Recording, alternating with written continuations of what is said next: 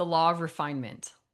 So basically, what that says is success, like as we're applying it to this model, success is achieved through over time, through continuous, deliberate practice and progressive elimination of inferior strategies, which means in order for you to get from point A to point B, you you can view this loop as you walking.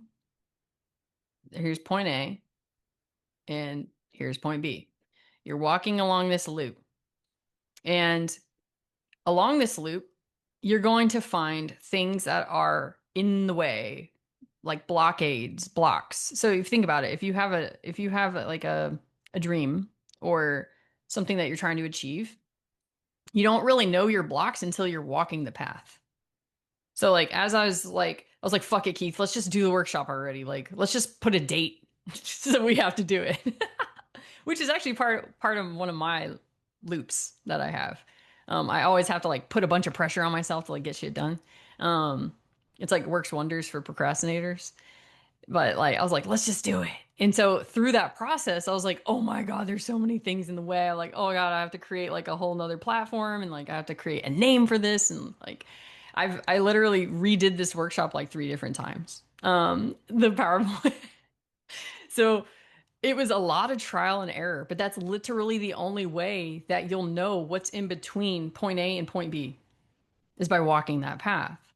So through walking that path, I was like, oh crap, this is in the way. Let me work on this piece. All right, got that out of the way. This is in the way. Let me work on this piece. Got that out of the way. So, what if I were to try to go from point A to point B in one swoop, then I will crash out. I won't be able to achieve it because it's too overwhelming for me.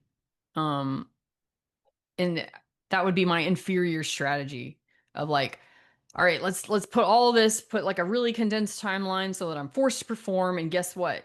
If I didn't have the skills I have now, I would have had to cancel it. And then that would have compounded my fear and my anxiety. Because I'm like, see, you can't do this, Melissa. Like, you can't articulate yourself in a way that's not confusing.